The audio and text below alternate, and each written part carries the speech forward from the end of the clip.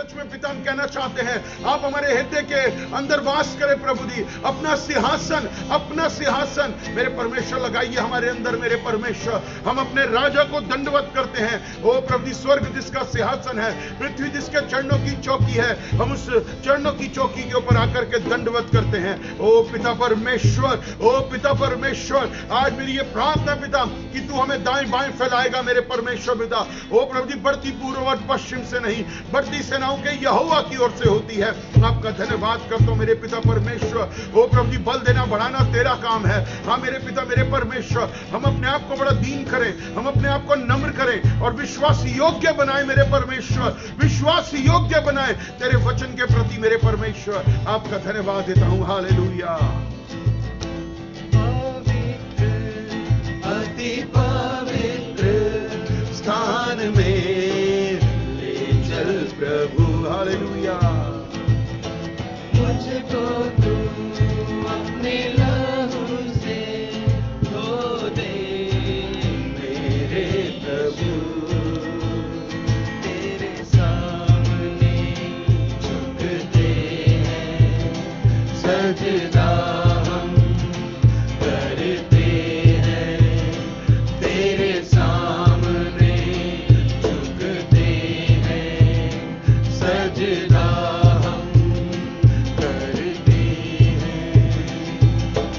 आत्मा और सच्चाई से आराधना करते हैं। आत्मा और सच्चाई से आराधना करते हैं। पवित्र अति पवित्र मेरे परमेश्वर, मैं आज तुझसे लिपट जाना चाहता हूँ, मैं तेरे चरणों में बैठ जाना चाहता हूँ।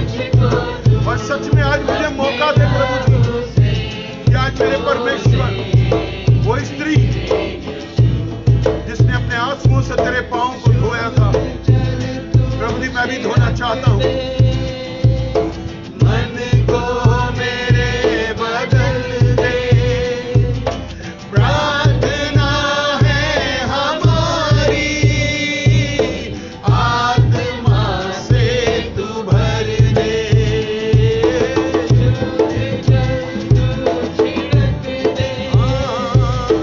मन को मेरे बदल दे, प्रार्थना है हमारी।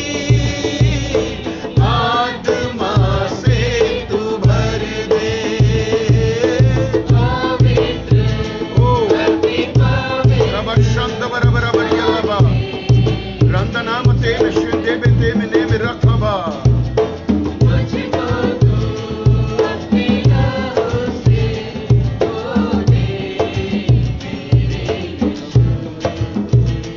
तेरे सामने झुकते हैं, सजदा करते हैं।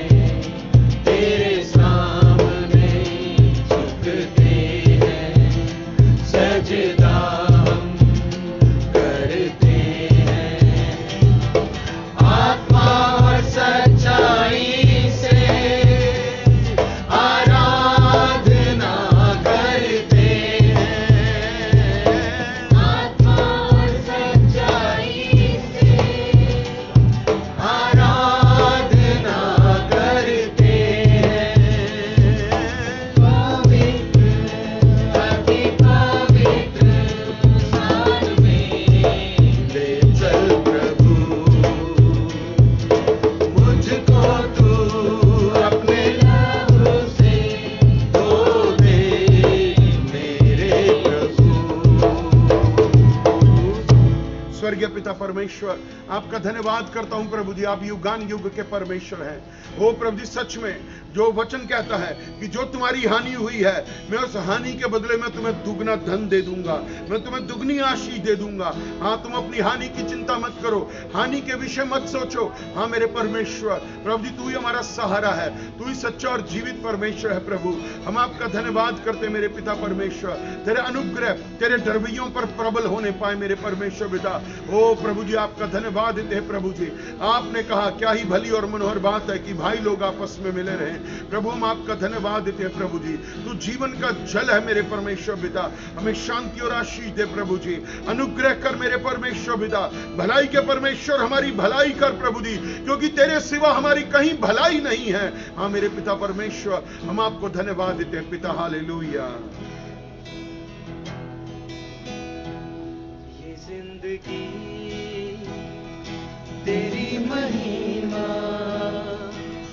गाती रहे अब सदा। ये जिंदगी थैंक यू जीसस, तेरी महिमा धन्यवाद मेरे स्वामी। गाती रहे अब सदा। जब तक जीऊं तेरी महिमा करता रहूं ऐ खुदा। जब तक जीऊं तेरी महिमा करता रहूं ऐ खुदा। ये जिंदगी तेरी महिमा गाती रहे अब सदा।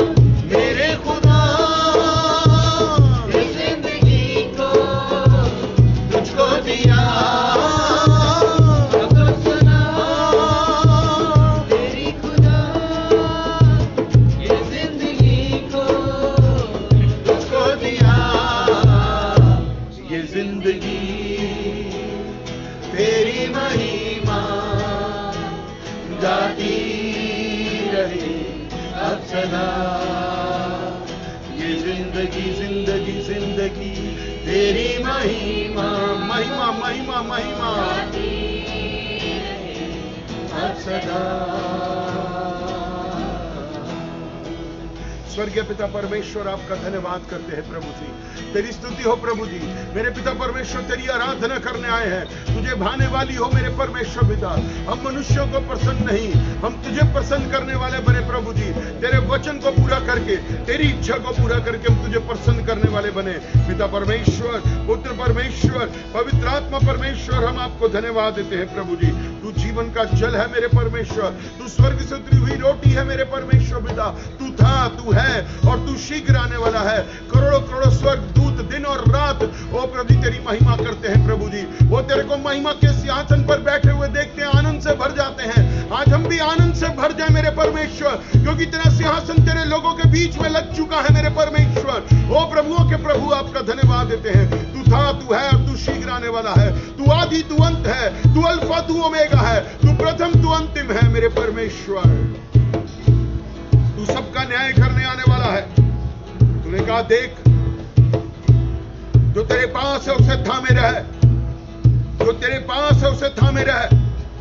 हाँ प्रभु, आपका वचन हमारे पास है, हम उसे थामे रहे प्रभु जी। जो वचन आपने दिया उस वचन के अनुसार हम चलने वाले बने मेरे परमेश्वर। मनुष्यों की रीति पर नहीं, तेरी रीति पर चलने वाले बने मेरे प्रभु। आपका धन्यवाद करते हैं प्रभु परमेश्वर। पिता परमेश्वर, ये कलीसिया तुझे धन्यवाद देती है। आइए हम सब मिलकर अपने हाथों को उठाएं और अपने मुंह को खोल करके धन्यवाद दें इस समय के लिए। Hallelujah, hallelujah. ओ रब शब्द बराबर ये रबा।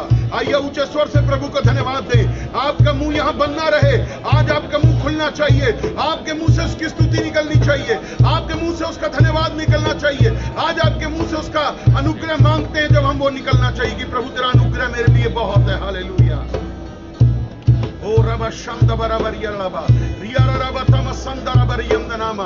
ओ मेरे परमेश्वर पिता, हम मेरे परमेश्वर पिता इस संसार में, इस दुष्टता के संसार में एक प्रभु दिए के समान जलते पाए जाएं यीशु के नाम में। हालेलुया। रबा शब्द बराबर ये रबा और यमदनामा नम नम नम रबर यमदनामा। यदि आज हमारे अंदर ओ प्रभु जी मेरे परमेश्वर कठोरता है, आज यदि हमारे अंदर कड़वाहट है, आज हमारे अंदर नफरत है, तो वो धो दे मेरे परमेश्वर पिता। ओ प्रभु जी, क्योंकि तू शुद्ध मन वालों को देखता है मेरे परमेश्वर। ओ जिनके मन शुद्ध है उन्हें तू आशीष देता है मेरे परमेश्वर पिता। आपका धन्यवाद करता हूं मेरे पिता परमेश्वर। ओ प्रभु जी, सच में हम क्रूस की ओर देखते हैं, क्रूस की ओर देखते हैं जहां से हमें क्षमा मिलती है। आपका धन्यवाद करते हैं मेरे परमेश्वर पिता। ओ प्रभुओं के प्रभु, आपका धन्यवाद हो प्रभु जी। सच्चा और जीवित परमेश्वर तू है। तूने कहा, देख मैं मर गया था। हाँ मेरे परमेश्वर पिता, ओ प्रभु जी, सच में तेरी कब्र धनवान के साथ ठहराई गई। हाँ मेरे पिता परमेश्वर, आपका धन्यवाद देता हूं मेरे पिता परमेश्वर। ओ तेरे कोड़े खाने से हम चंगे हो चुके हैं यीशु के नाम में। हम तेरे कोड़े खाने से चंगे हो चुके हैं प्रभु जी। आपका धन्यवाद देता हूं मेरे पिता परमेश्वर। हमें अपनी शांति दे, हमें अपनी आशीष दे, हमें अपना छुटकारा दे मेरे परमेश्वर पिता। हम पर दया, कृपा और करुणा को कर मेरे परमेश्वर पिता। ओ पिता, पुत्र, पवित्र आत्मा हम पर कब्जा कर। हे पवित्र आत्मा, हमारे मन, हमारी आत्मा, हमारे प्राण पर कब्जा कर। हाँ प्रभु जी, तेरा धन्यवाद देते मेरे पिता परमेश्वर। तेरी स्तुति हो, तेरी बड़ाई हो प्रभु जी। ओ पिता परमेश्वर, वचन को बोलने के लिए मुझे अभिषेक और सामर्थ्य दे और सुनने वालों को अच्छे कान दे। ओ प्रभु जी, खेदित मन दे मेरे परमेश्वर पिता, ताकि तेरे वचन को ओ प्रभु जी जो ताड़ना भी करता है तो जो अनुग्रह भी लाता है, प्रभु जी हम तेरे वचन के अनुसार चलने वाले बने मेरे परमेश्वर। आपका धन्यवाद करता हूं मेरे पिता परमेश्वर। तेरी स्तुति, तेरी बड़ाई हो मेरे परमेश्वर। हमें शांति और आशीष दे प्रभु जी, हम पर बरकत ला प्रभु जी। आपका धन्यवाद देते हैं पिता। फेसबुक पर जो भी भाई बहन हमें देख रहे हैं प्रभु जी, उनको, उनके घरानों को प्रभु जी 1000 गुना बड़ा और आशीष दे प्रभु जी। पवित्र आत्मा के द्वारा चला मेरे परमेश्वर पिता, और तेरे लहू के द्वारा, तेरे वचन के द्वारा हमें आशीषित कर प्रभु। आपका धन्यवाद देता हूं पिता। सारा सारी महिमा आपको देते हुए ये प्रार्थना हम प्रभु यीशु मसीह के नाम से मिलकर मांगते हैं। आमीन, आमीन, हालेलुया। तो कृपया अपने स्थान पर बैठ जाएं। सो परमेश्वर का धन्यवाद करते हैं इस समय के लिए, और फेसबुक पर जो भी लाइव हमें देख रहे हैं हमारे भाई बहनों के लिए हम परमेश्वर का धन्यवाद देते हैं। उनके इस जीवन के लिए जो प्रभु ने उन्हें दिया है, प्रभु ने 1000 गुना बढ़ाए और उन्हें आशीष दे, बरकत दे। और आप सब आगे से आगे शेयर करें वचन को, क्योंकि वचन फैलेगा, वचन आशीष लाएगा, वचन छुटकारा लाएगा, वचन जो है अनुग्रह लेकर आता है। तो इसलिए हम परमेश्वर पिता का धन्यवाद दें और उसकी स्तुति करें। और आप सब जो फेसबुक पे हैं, परमेश्वर आपको, आपके घराने को आशीष दे और बरकत दे। Hallelujah. So God is good. परमेश्वर आपके जीवन में अनुग्रह करे और धन्यवाद करते हैं। और मैं आपसे यही कहूंगा, आगे से आगे वचन को जो है शेयर करते जाइए ताकि प्रभु आपको आशीष करे। आमीन। सो परमेश्वर का धन्यवाद हो। Hallelujah, hallelujah, hallelujah. प्रभु यीशु मसीह के नाम की तो परमेश्वर का धन्यवाद हो। और आज मैं और आप परमेश्वर के जीवित वचन से सीखने जा रहे हैं और परमेश्वर हम पर अनुग्रह करे और दया करे। और आज जिस वचन के विषय में जो है मैं आपसे बात करना चाहता हूं, ये वचन जब मैं कल सुबह पढ़ रहा था बाइबल को, तो परमेश्वर ने मेरे हृदय में डाला कि इसी वचन पर प्रचार कर। और इस वचन के द्वारा सच में मुझे एक चेतावनी भी मिलती है, तो एक उत्साह भी मिलता है। परमेश्वर का वचन अनुग्रह तो करता ही है, परंतु हमें सिखाता भी है। सो हम सब बहुत ध्यान से वचन को सुने और ग्रहण करें और अपने जीवन में झांकें, चेक करें कि मैं कितना सही और मैं कितना गलत हूं। और यहां पर सच में इस वचन के द्वारा प्रभु आशीष देता है और अंत में वो यही एक बात कहता है, मेरे पीछे चलना बंद मत करना, मेरे पीछे चलना। और सच में आंधी तूफान कुछ भी आए, परंतु यीशु मसीह हमारे साथ है। तो परमेश्वर का धन्यवाद हो। मेरे साथ निकालेंगे द बुक ऑफ मार्क, मरकुस की किताब और उसका 14वां अध्याय, मार्क 14 एंड वर्स 27। मरकुस 14वां अध्याय और उसका 27वां वचन, मार्क 14 एंड 27। Hallelujah, hallelujah. कितने लोग वचन सुनना चाहते हैं? कितने लोग वचन को ग्रहण करना चाहते हैं? क्योंकि जब आप ग्रहण करते हैं तब बदलाव आता है। सिर्फ एक सुनने से बदलाव नहीं आता है। आप कहें मैंने सुन लिया बहुत है। वचन के ऊपर चलना आपके ऊपर एक बदलाव को लेकर आता है। सुनने वाले तो बहुत हैं, परंतु चलने वाले थोड़े हैं। परंतु यीशु मसीह से एक ही बात कहिए, पवित्र आत्मा परमेश्वर से एक ही बात कहिए कि प्रभु मुझे वचन का चलने वाला बना, मुझे वचन का चलने वाला बना। मैं तेरे वचन पर चलने योग्य हूं, क्योंकि यीशु मसीह मुझे आपको जब मिलेगा तो वो न्याय भी करेगा। तो इसलिए हम बड़ा दीन बने, नम्र बने वचन के प्रति, और प्रभु का वचन मुझे आपको आशीष दे। सो मरकुस 14 उसका 27वां वचन। तब यीशु ने उनसे कहा, तुम सब ठोकर खाओगे, क्योंकि लिखा है, मैं रखवाले को मारूंगा और भेड़ें तितर बितर हो जाएंगी, परंतु मैं अपने जी उठने के बाद तुमसे पहले गलील को जाऊंगा। पतरस ने उससे कहा, यदि सब ठोकर खाएं तो खाएं, पर मैं ठोकर नहीं खाऊंगा। यीशु ने उससे कहा, मैं तुझसे सच कहता हूं कि आज ही इसी रात को मुर्गे के 2 बार बांग देने से पहले तू 3 बार मुकर जाएगा। मुर्गा 2 बार ही बांग देता है, और यहां पर यीशु ने क्या कहा, तू 3 बार ही मुकर जाएगा।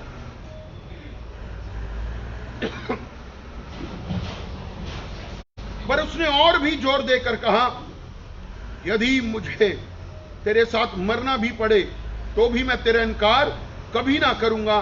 इसी प्रकार औरों ने, यानी कि और भी जो चेले थे और सब ने भी यही कहा।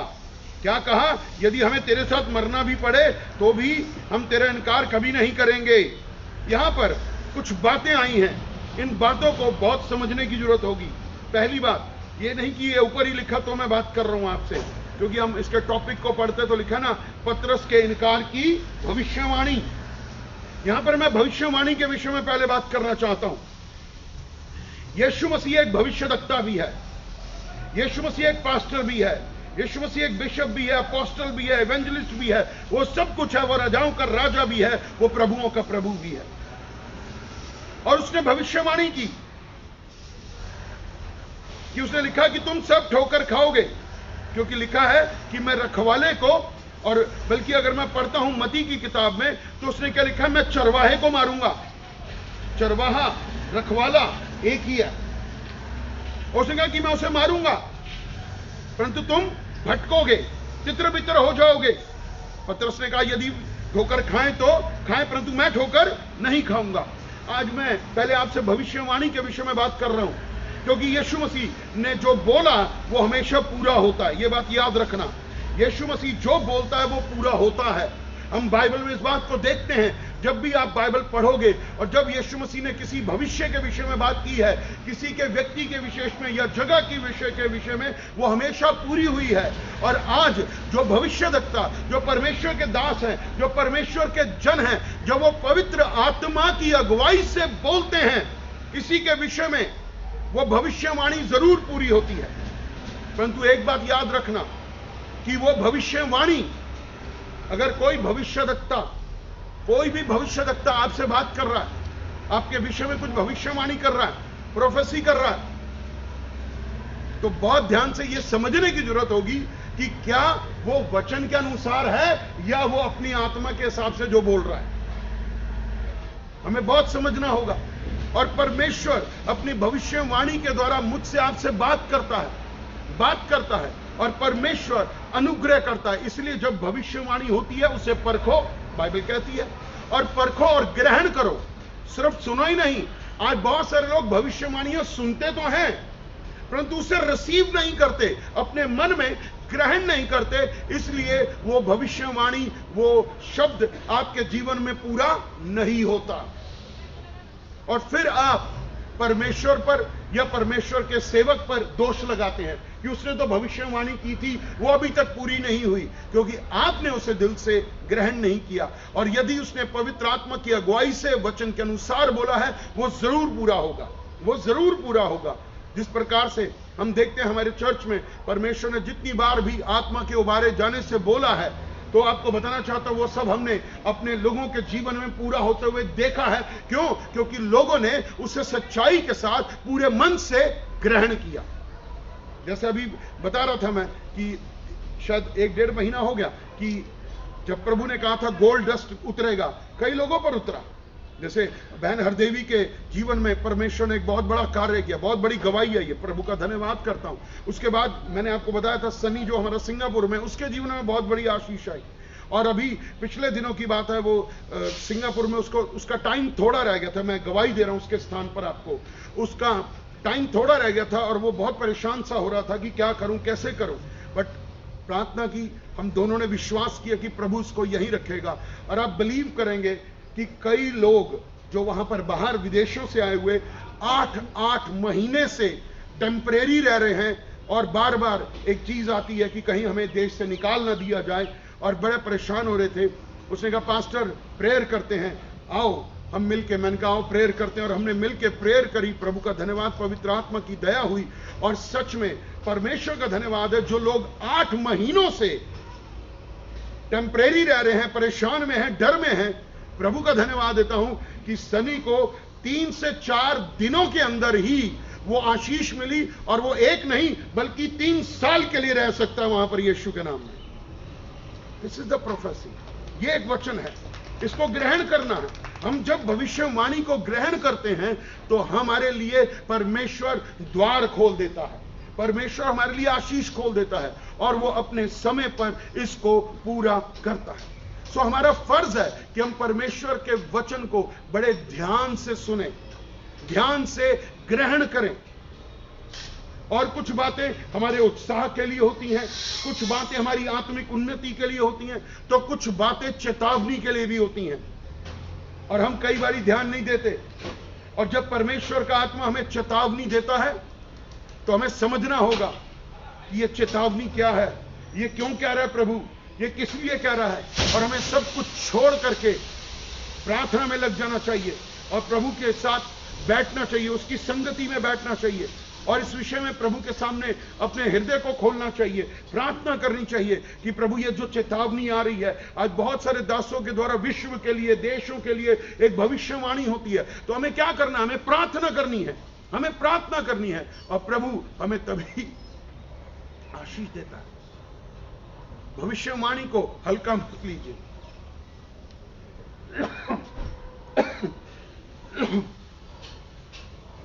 और इस वजह से वो कई बार जब हमारे जीवन में भविष्यवाणियां पूरी नहीं होती हैं तो हम केवल दोष लगाना शुरू कर देते हैं। ये तो परमेश्वर ने मेरे जो है दास के द्वारा मेरे ऊपर हाथ रखने के द्वारा ये कहा था, वो कहा था, ऐसा ऐसा कहा था, वो पूरा नहीं हुआ। यदि वो परमेश्वर की ओर से कहा गया है और आपने ग्रहण किया है, वो एक दिन जरूर पूरा होगा यीशु के नाम में।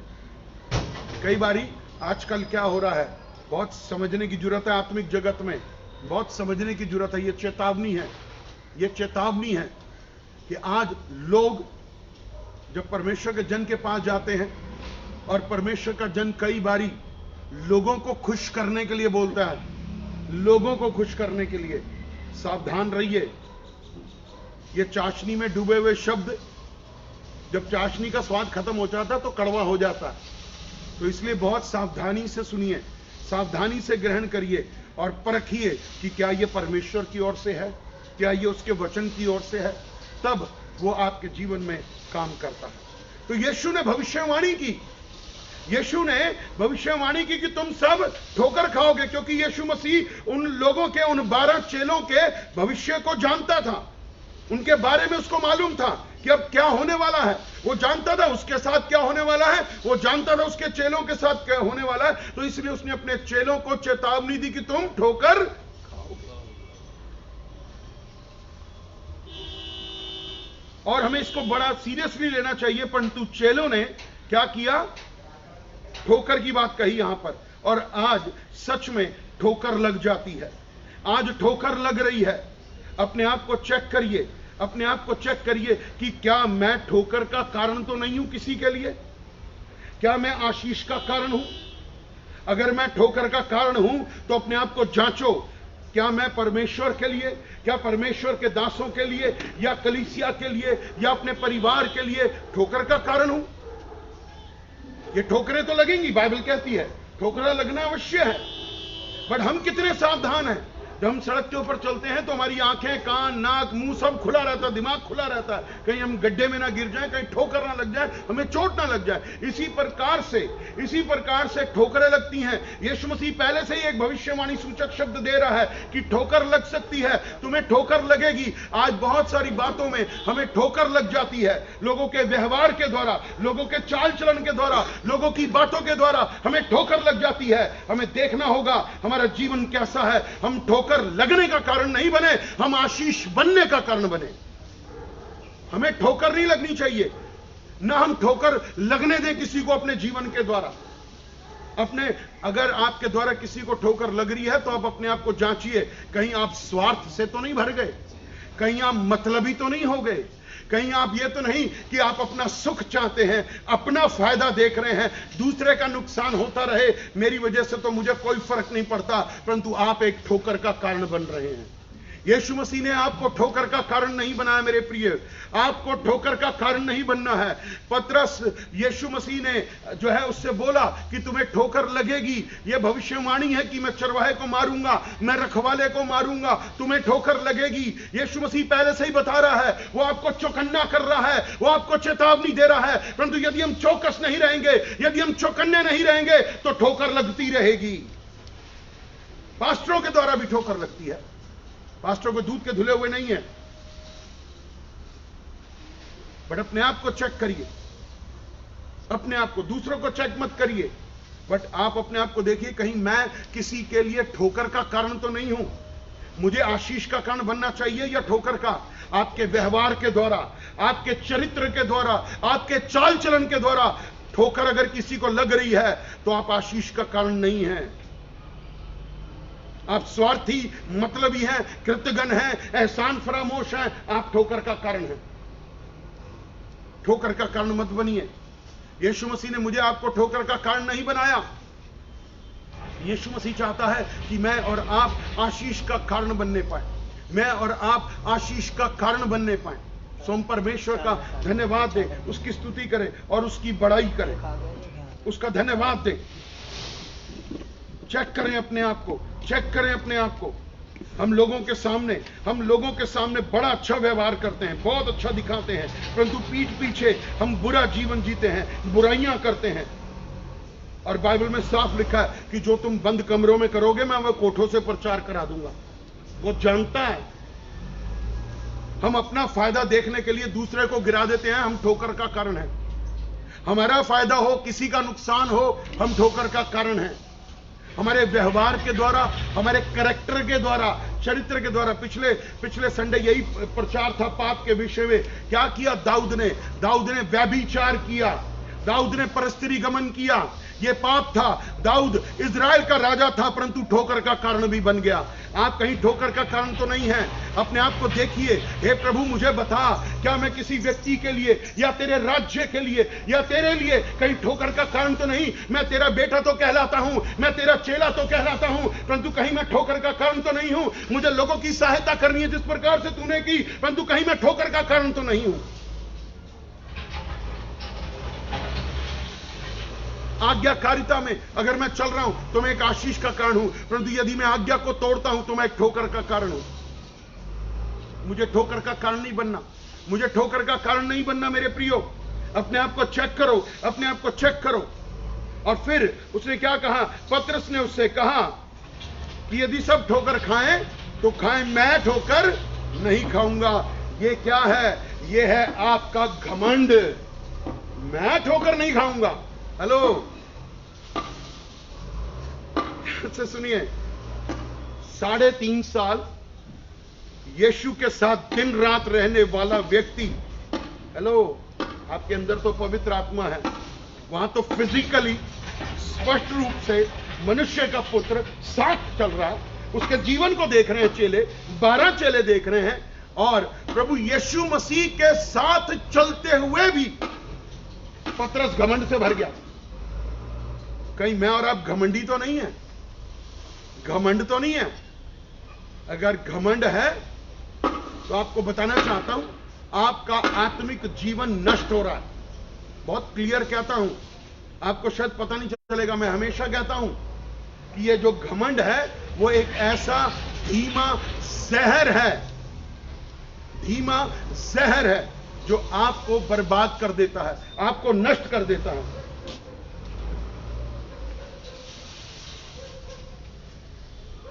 अपने आप को चेक करिए, कहीं मैं घमंड से तो नहीं भरा? जरा से मुझे परमेश्वर ने सेवा में इस्तेमाल किया, मेरे अंदर घमंड आ जाता है। परमेश्वर ने मेरे द्वारा कोई शब्द बोल दिए, मेरे अंदर घमंड आ जाता है।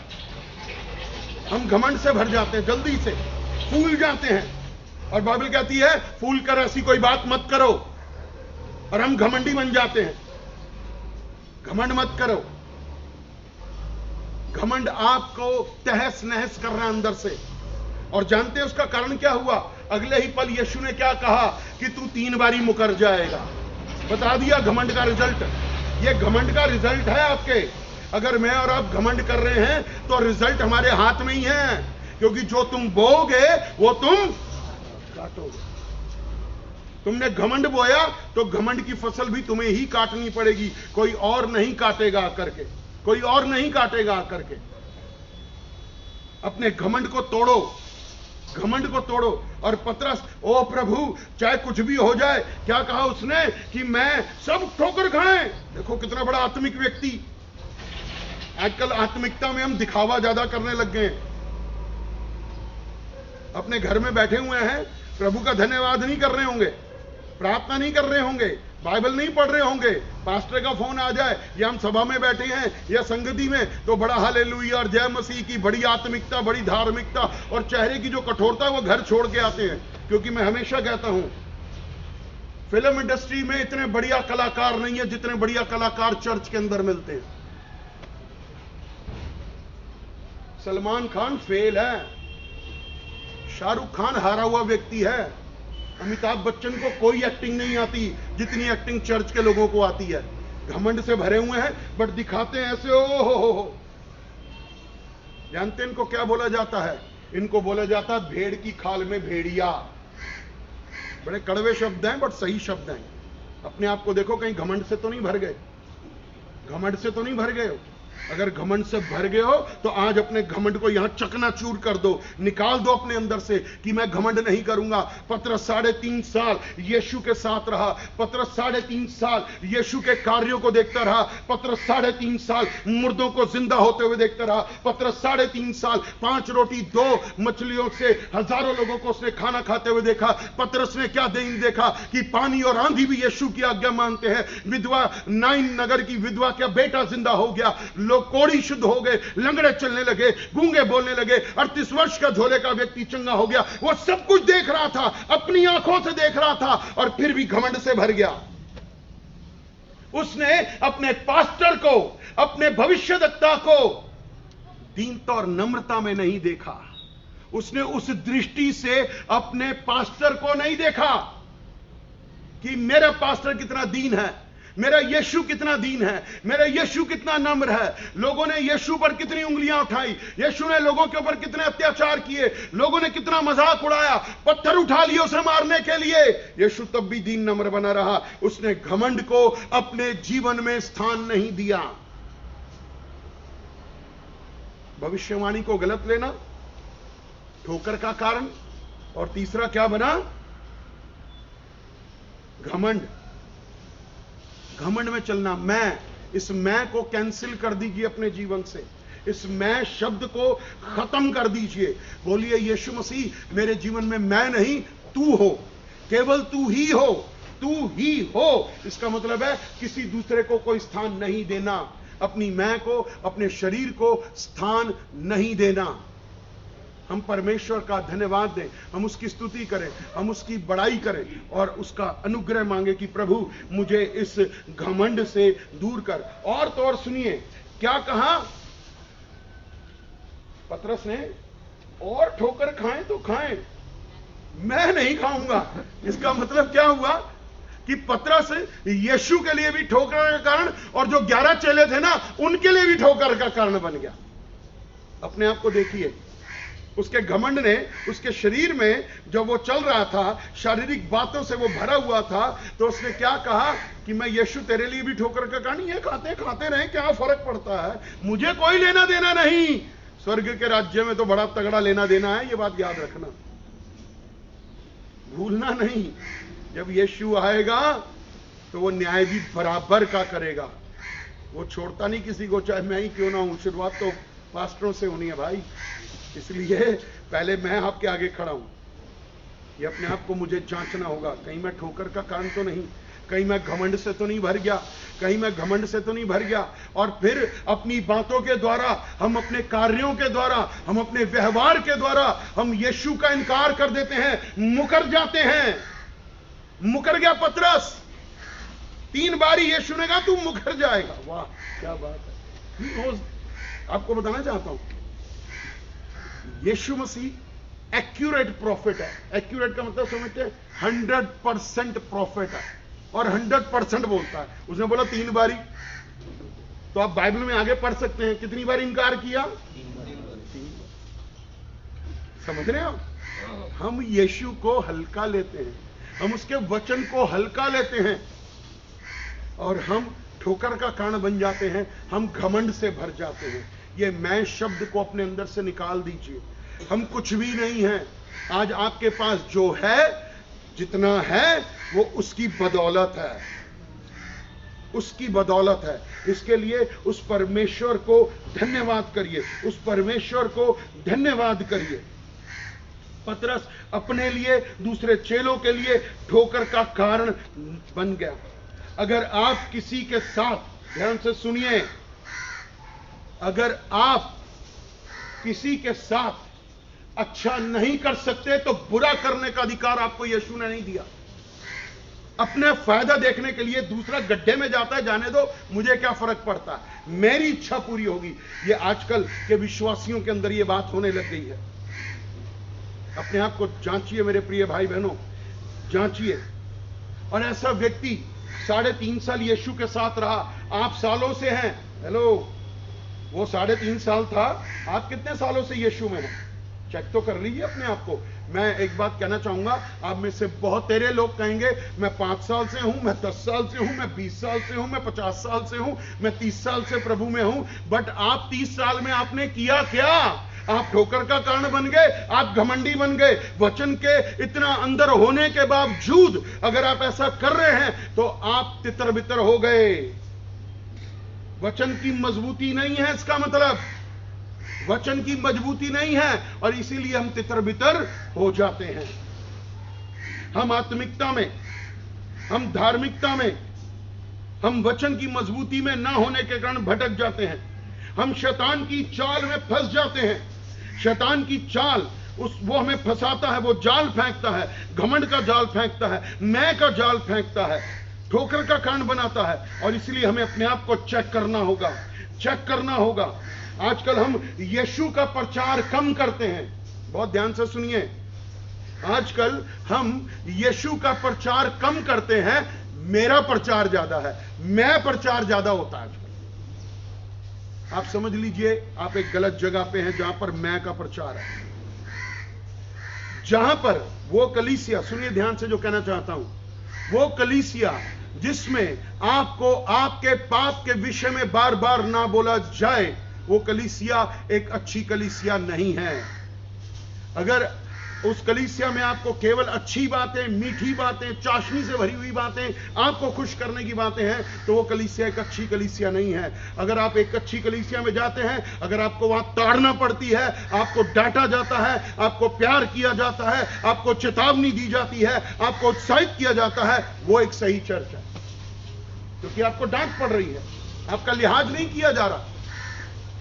कई बार ये भी हो सकता है, कुछ लोग कहते हैं अरे मैं तो बहुत ज्यादा दान देता हूं, मैं तो बहुत ज्यादा दशमांश देता हूं, राज भैया मुझे डांटेंगे नहीं। मैं बहुत कुछ करता हूं, मैं बहुत कुछ करती हूं।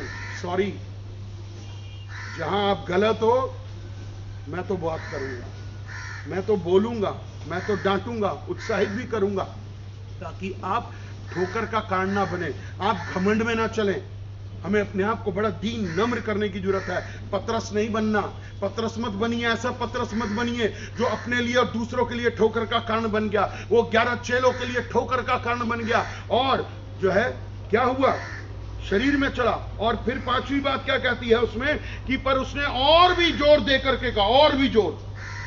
कई लोग ना अपने झूठ को सच में बदलते हैं, और फिर इतना अच्छा झूठ, इतना बड़ा झूठ, इतना मजबूती के साथ बोलते हैं, जोर दे करके, नहीं मैं सही हूं, मैंने झूठ नहीं बोला, मैंने गलत नहीं किया। जबकि आप झूठ बोलते हो, क्योंकि झूठ आपके अंदर क्रोध लेकर आता है, झूठ आपके अंदर डर लेकर आता है, झूठ गड़बड़ियां लेकर आता है, और आप एक झूठ को छुपाने के लिए 1 से 10 और 10 से 100 और 100 से 1000 झूठ बोलने लग जाते हैं।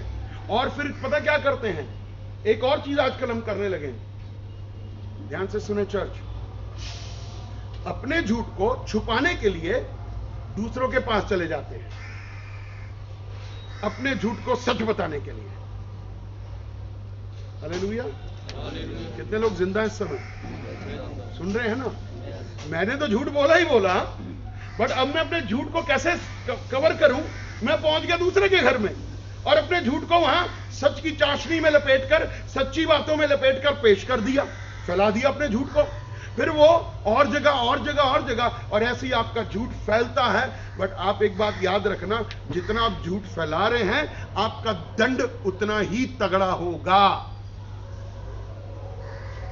जितना आप अपने पाप को फैला रहे हैं, उतना ही आप दंडित होते चले जाएंगे। अपने आप को चेक करिए इस समय, अपने आप को जांचिए इस समय कि क्या मैं झूठ बोलता हूं या मैं दबाता हूं लोगों को। पतरस ने क्या किया कि मैं तो जो मर्जी हो जाए, जो मर्जी, यीशु मसीह कह रहा है। देखिए कितने लोगों ने यीशु की आवाज को सुना है, हाथ खड़ा करिए। कितने लोगों ने आज तक, बस 2 4 5 ही है, बाकी ने किसी ने सुना ही नहीं आज तक। वचन भी अगर आप सुन रहे हैं तो आप यीशु की आवाज ही सुन रहे हैं, ये बात याद रखना। इसलिए ये कोई ना कहे कि मैंने उसकी वाणी नहीं सुनी, यीशु की वाणी उसका वचन है। कितने लोगों ने वचन को सुना, बट अपने जीवन में लागू नहीं किया। अरे क्या बात है, अब हाथ क्यों नहीं खड़ा हो रहा? एक बस पूरी कलीसिया में एक ही व्यक्ति है जिसने अपना हाथ खड़ा कर दिया, भाई हाँ मैंने सुना, अनसुना कर दिया, बाकी सब सुनते हैं, है ना?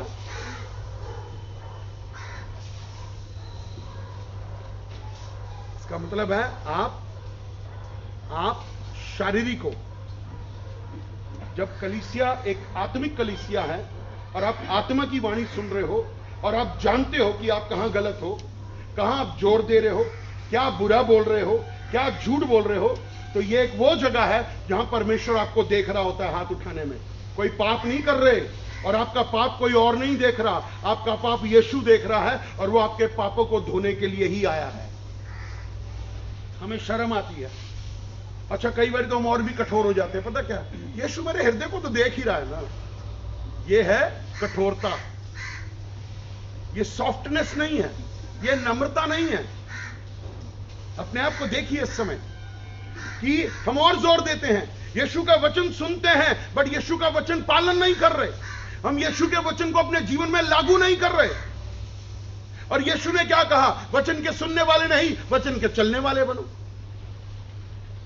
और जोर दे रहा है, और तो और क्या किया उसने, पास्टर जीसस। हेलो, कितने लोग मुझे सुन रहे हैं? आपका ध्यान किधर है? कौवे तो नहीं गिन रहे ऊपर जो चल रहे हैं?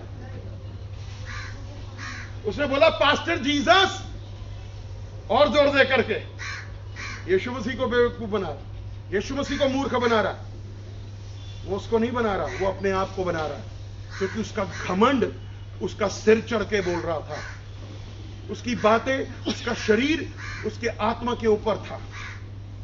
उसने बोला पास्टर जीसस, पासवान यीशु मसीह, जोर दे करके। यानी कि वो पास्टर यीशु मसीह को क्या कर रहा था, दबा रहा था। वो दबा रहा था, नहीं नहीं, ये ठोकर खाएं तो खाएं, मैं नहीं खाऊंगा। हम पास्टर की बेअदबी कर जाते हैं, पास्टर का निरादर कर देते हैं। पतरस ने यही तो किया। यीशु मसीह कुछ सिखा रहा है, यीशु मसीह फिर से उसको बोल रहा है, फिर से भविष्यवाणी, फिर से चेतावनी, फिर से उत्साहित करना, बट उसने यीशु मसीह को बहुत हल्का लिया। और आज यही है कि हम यीशु को बहुत हल्का ले रहे हैं, आज पास्टर को बहुत हल्का ले रहे हैं। परंतु आगे क्या हुआ, पर उसने और भी जोर देकर कहा, यदि मुझे तेरे साथ मरना भी पड़े तो भी मैं तेरा इनकार नहीं करूंगा। इसी प्रकार और सब ने भी कहा। देखिए, ये लोग 12 चेले यीशु के साथ हैं, बट 3.5 साल से उसके साथ हैं और एक पतरस के बहकावे में आ गए। हम भी तो यही करते हैं, हम मनुष्यों की रीति पर चलने लग जाते हैं। मनुष्य जो कहते हैं हम वो बहक जाते हैं। मनुष्य जो हमें सिखाते हैं, क्योंकि मनुष्य अच्छी नहीं बुरी बातें सिखा रहा है, आपको गलत बात सिखा रहा है। आपको रुकना चाहिए, आपको सोचना चाहिए, आपको प्रार्थना करनी चाहिए, आपको निवेदन करना चाहिए कि प्रभु क्या सही और क्या गलत है। बाकी चेले भी मिल गए और बाइबल कहती है कि ये दिन बुरे हैं, ये दिन बुरे हैं। हमें अच्छी संगति में रहना चाहिए, वचन की संगति में रहना चाहिए। और ऐसे लोग जो यीशु के पीछे चलते चलते मनुष्य के पीछे चले जाते हैं, वो ठोकर का कारण बन जाते हैं, यीशु की बातों को नजरअंदाज कर देते हैं और पतरस जैसे व्यक्तियों की बातों को सुन लेते हैं और लोगों की बातों में आ जाते हैं। और आज हम यही कर रहे हैं कि हम परमेश्वर की बातों को नहीं सुनते, परमेश्वर के वचन को पढ़ करके नहीं समझते, बल्कि लोगों ने बहका दिया और हम बहकना शुरू हो जाते हैं। इसका मतलब यह है कि आपका जो 10 साल का पीरियड, 15 साल का पीरियड जो यीशु मसीह में है, वो व्यर्थ हो गया, क्योंकि आप लोगों की बातों में हैं, आप लोगों के चाल चलन के अनुसार चल रहे हैं, आप लोगों के जो आपको बता रहे हैं, जो सिखा रहे हैं, गलत सही कैसा मर्जी आप सुनते जा रहे हैं। हाँ आप ठीक हैं और फिर हम कई बार क्या करते हैं, अपने ही यीशु को और अपने ही पास्टर को गलत बोलना शुरू कर देते हैं।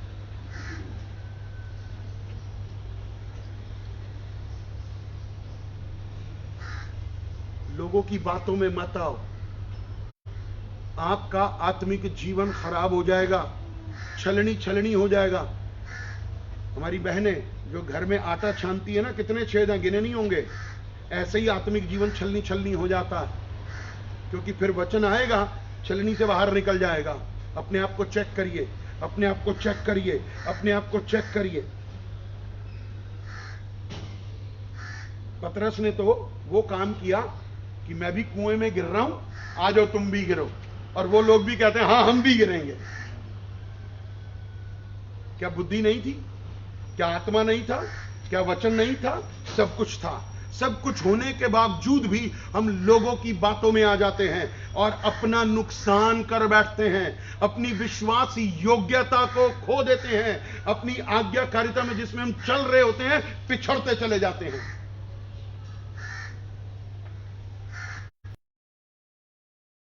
जी रहा हूं, क्या मैं ठोकर का कारण हूं? क्या मैं ठोकर का कारण हूं? पतरस ने कहा, लोगों ने मान लिया। बाकी चेलों ने, क्या लोगों उनके पास वचन नहीं था? क्या वो यीशु की संगति में नहीं थे? वो भी थे। बट आज यही तो हो रहा है। आज शैतान चाहता है कलीसिया टूटे, शैतान चाहता है कि लोग प्रभु से हट जाएं। वो लोगों को इस्तेमाल करेगा, लोगों को मूर्ख बनाएगा, लोगों को बहकाएगा। वो आगे उसके दूत बन करके लोगों को बहकाते हैं। नहीं, इसलिए यीशु मसीह ने एक जगह उसको बोल दिया ना, हे शैतान मुझसे दूर हो। ये बात भी यीशु ने किसको बोली थी? पतरस को ही। ये बात भी उसने बोली थी कि हे शैतान मुझसे दूर हो। अगर कोई आपको बहका रहा है, कोई आपको मूर्ख बना रहा है, इसमें यह कोई सवाल नहीं कि मैं पढ़ा लिखा नहीं हूं। आपके अंदर वचन है, आप बुद्धिमान हैं। अगर आप वचन पर चल रहे हैं, आप बुद्धिमान हैं। चाहे आपको अंगूठा लगाना आता हो, उससे कोई बड़ी बात नहीं, बट प्रभु बुद्धि देता है। पढ़ो लिखो को बुद्धि नहीं है, आप देख सकते हैं बाहर, बट बाइबल में लिखा है कि उसने अज्ञानियों और जो है निर्बुद्धियों को चुन लिया परमेश्वर की महिमा करने के लिए। अपने आप को चेक करिए, अपने आप को चेक करिए कि कहीं मैं लोगों की बातों में तो नहीं आ रहा। अगर आप आ रहे हैं तो बहुत बड़ा पाप कर रहे हैं, आपको बताना चाहता हूं, और इस पाप का दंड आपको है। अपने आप को देखिए, अपने आप को देखिए कि मुझे क्या करना चाहिए, मेरा जीवन कैसा है, मेरा जीवन कैसा है। मुझे अपने आप को देखने की जरूरत है इस समय मेरे प्रिय भाई बहनों। मुझे अपने आप को चेक करने की जरूरत है कि जो यीशु ने भविष्यवाणियां की हैं, क्या वो अभी तक मेरे जीवन में पूरी नहीं हुई? अगर नहीं हुई तो क्यों नहीं हुई? मैं अपने आप को और दीन नम्र करूं, मैं और अपने आप को दीन नम्र करूं।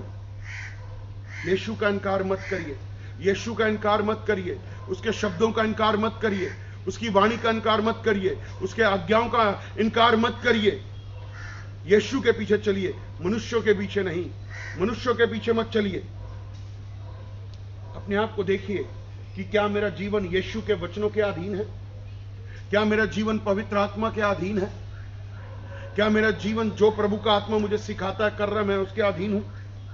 अगर आप नहीं हैं तो रिपेंट करिए, रिपेंट करिए, प्रायश्चित करिए, ताकि प्रभु मुझे आपको आशीष दे। आज ये प्रायश्चित करने का दिन है, प्रायश्चित करने का दिन है। पतरस 3 बारी मुकर गया, पतरस 3 बारी। ये मेरे लिए चेतावनी है, ये मेरे लिए चेतावनी है। कहीं मैं तो यीशु की बातों से नहीं मुकर रहा? क्या मैं यीशु ने जो मुझे बताया है, जो यीशु ने मुझे सिखाया है, कहीं मैं मुकर तो नहीं रहा? कहीं मैं पीछे तो नहीं हट रहा? अगर मैं कुछ ऐसा कर रहा हूं तो आज मुझे तौबा करनी है, आज मुझे तौबा करनी है। मैं लोगों के बहकावे में नहीं आऊंगा। मैं पतरस ने जो अपने चेलों को, अपने मित्रों को बहका दिया, मैं ऐसा व्यक्ति नहीं बनूंगा। मैं ठोकर का कारण नहीं बनूंगा, मैं आशीष का कारण बनूंगा। मुझे आशीष का कारण बनना है। यीशु मसीह, ठोकरें बेशक लगेंगी, परंतु तेरा आत्मा, तेरा वचन मुझे संभालेगा, संभालेगा। मैं मनुष्यों की बातों में नहीं आऊंगा, मैं तेरी बातों में चलूंगा। मुझे तेरी बातों को सुनना है। मैं झूठे भविष्यवाणियों पर कान नहीं दूंगा, मैं सच की भविष्यवाणी पर कान दूंगा, जो वचन के अनुसार है। प्रभु मुझे आशीष दे, प्रभु मुझे बरकत दे। आज पवित्र आत्मा से कहिए, आज पवित्र आत्मा से कहिए कि आज पवित्र आत्मा होने दे कि तू मुझे मेरा पाप दिखा। पवित्र आत्मा आज होने दे, मुझे मेरा अधर्म बता। आज पवित्र आत्मा मुझे होने दे, मुझे दिखा, मुझे बता कि कहीं मैं कहां पर, किस जगह पर ठोकर का कारण हूं। पवित्र आत्मा मुझे बता, पवित्र आत्मा मुझे दिखा, पवित्र आत्मा मुझे समझा, मुझे चेतावनी दे, मुझे उत्साहित कर, मुझे सुधार, ताकि मैं यीशु के पीछे चलने वाला बनूं। मैं यीशु के पीछे चलने वाला बनूं। आप ना बहके ना बहकाएं, ऐसा जीवन मत रखिए कहीं आप बहक जाएं। और बाइबल में लिखा है ना, रोमियो की किताब में, कि कड़वी जड़ जो है वो जड़ जब फूट जाती है तो कड़वाहट फैलाती है। अपने आप को दीन नम्र करिए, अपने आप को दीन नम्र करिए, अपने आप को चेक करिए कि प्रभु क्या मैं दीन हूं, क्या मैं नम्र हूं। आज मेरे को तेरा वचन आईने के समान दिखाई पड़ रहा है। मैं आज अपने आप को उस शीशे के अंदर अपने आप को देख रहा हूं। उस शीशे में मैं देखता हूं कि मेरे अंदर बहुत सारी कमियां हैं, आज मेरे अंदर बहुत सारे छेद हैं, आज मेरे जीवन में बहुत जगह कालक है, आज मैं गलत चल रहा हूं। प्रभु आज मुझे क्षमा कर। आज मैं एक प्रायश्चित का हृदय लेकर के आया हूं, ताकि प्रभु मैं पाप नहीं करूं। मैं यीशु के समान बनना चाहता हूं, मैं यीशु के समान बनना चाहता हूं, यीशु की बातों पर चलना चाहता हूं। यीशु ठोकर का कारण नहीं था, मैं ठोकर का कारण नहीं बनना चाहता। यीशु घमंडी नहीं था, मैं घमंडी नहीं बनना चाहता। यीशु ने कभी किसी को नहीं बहकाया, मैं किसी को नहीं बहकाऊंगा। प्रभु मुझ पर दया कर, प्रभु मुझ पर दया कर, पवित्र आत्मा मुझ पर दया कर। आज प्रभु का आत्मा आपके बीच में है मेरे प्रिय भाई बहनों, आज उसका आत्मा आपके बीच में है। उसका वचन यदि आपको काट रहा है, उसका वचन तलवार है, अगर उसका वचन काट रहा है, तो आज आपको कहना चाहता हूं, यही एक टाइम है प्रायश्चित करने का, यही एक टाइम है अपने मन को तोड़ने का, आज यही एक टाइम है अपनी मैं को तोड़ने का, आज यही एक टाइम है अपने घमंड को तोड़ने का, आज यही एक टाइम है अपने इनकार को तोड़ने का। आज यीशु के पास आइए, आज यीशु के पास आइए और कहिए, यीशु मैं तेरे सामने हूं, मेरा हृदय खुला है, मेरा हृदय खुला है, तू मुझे देख रहा है, तू मुझे जांच रहा है। प्रभु मुझ पर दया कर, प्रभु मुझ पर दया कर। क्या मैं ठोकर का कारण तो नहीं हूं, कहीं मैं घमंड में तो नहीं चल रहा, कहीं मैं इनकार तो नहीं कर रहा। प्रभु मुझे क्षमा कर, प्रभु मुझे क्षमा कर। प्रभु आपको और मुझे क्षमा करता है, प्रभु मुझे आपको क्षमा करता है, परंतु अपने आप को इस समय दीन और नम्र होने की जरूरत है। प्रभु ने अगर आपसे कुछ बातें की हुई हैं, अगर आज भी प्रभु आपसे बात कर रहा है, तो अपने आप को दीन नम्र करिए और प्रभु की महिमा करिए कि प्रभु जो तूने मुझसे कहा था मैं उसको पूरा होते हुए देखता हूं। परंतु आज से मैं ये कहता हूं कि मेरे जीवन से मेरी नहीं तेरी इच्छा हो, मैं कभी भी तेरा इनकार ना करूं। आप हमेशा एक प्रार्थना करते होंगे, जो प्रार्थना मैं करता था, करता हूं और करता रहूंगा, और वही प्रार्थना मैंने आपको भी बोली है। आप हमेशा कहिए, प्रभु मैं प्राण देने तक विश्वास योग्य बना रहूं, मैं प्राण देने तक दीन और नम्र बना रहूं, मैं प्राण देने तक आज्ञाकारी और विश्वास योग्य बना रहूं। प्रभु मैं तेरे सामने हूं, मेरा परमेश्वर, आपका परमेश्वर भस्म करने वाली आग भी है। मेरा परमेश्वर, आपका परमेश्वर दया से भी भरा हुआ है। अगर यदि आज फिर से आप उसके पास आना चाहते हैं, तो आपको एक ही काम करना होगा, केवल प्रायश्चित। आप ये काम मत करिए, ये ठोकर का कारण, ये घमंड का कारण, इन बातों से अपने आप को हटाइए, अपनी मैं को मारिए, तितर बितर मत हो जाइए। शैतान तितर बितर कर देगा। आज कहिए, शैतान तू मुझे तितर बितर नहीं कर सकता, मैं अपने आप को दीन और नम्र करता हूं। प्रभु तू मेरे साथ है, तेरा वचन मेरे अंदर है, मैं अपने आप को दीन करूंगा, नम्र करूंगा, घुटने के बल आऊंगा, तोड़ूंगा अपनी मैं को और कहूंगा, प्रभु सच में पतरस ने इनकार किया, मैं तेरा किसी भी बात से इनकार ना करने वाला बनूं, मैं तेरी किसी बात से इनकार करने वाला ना बनूं। उत्पत्ति से लेकर प्रकाशित वाक्य तक उसका वचन आज्ञा से भरा हुआ है। मेरे प्रिय भाई बहनों, आज आपको उत्साहित कर रहा हूं यीशु मसीह के नाम से। आज यीशु के आत्मा के द्वारा उत्साहित करता हूं। आज वो पवित्र आत्मा आपके बीच में है, आज उसकी सामर्थ आपके बीच में है। आज उसकी सामर्थ को आज आपके ऊपर उतरने दीजिए और कहिए, यीशु मैं कभी भी किसी भी बात में कभी नहीं मुकरूं, मैं तेरे पीछे चलने वाला बनूं। हालेलुया, मैंने कहा हालेलुया। परमेश्वर मेरी मदद कर, परमेश्वर मेरी सहायता कर, परमेश्वर सच में मैं तेरे पीछे चलना चाहता हूं। मैंने लास्ट संडे एक बात कही थी आपसे, अगर आपको याद है तो फिर से दोहरा देता हूं। फिर भी क्रूस पर जब उसने अपने बेटे को नहीं छोड़ा, तो आपको और मुझे कैसे छोड़ देगा। अगर हम यशाया 53 पढ़ते हैं तो आप देख लीजिए कि हमारे सबके अधर्मों को उसके ऊपर लाद दिया गया, वो पापी बन गया और यीशु मसीह ने उसके पाप को देखा और अपना मुंह फेर लिया। कहीं एक दिन ऐसा तो नहीं कि मैं मुकर जाऊं, मैं ठोकर का कान बन जाऊं और यीशु अपना मुंह मेरी ओर से फेर ले और वो मेरी ओर देखना बंद कर दे। मैं आपको बताना चाहता हूं, ये सबसे बड़ी मृत्यु होगी मेरी और आपकी। कहीं यीशु मेरी और आपकी ओर से मुंह ना फेर ले। आज अपने आप को चेक कर लीजिए, आज अपने आप को जांच लीजिए और मैं आपको कहना चाहता हूं, ये टाइम केवल आज ही का नहीं बल्कि रोज अपने आप को जांचिए कि मैं आशीष का कारण हूं या ठोकर का कारण हूं।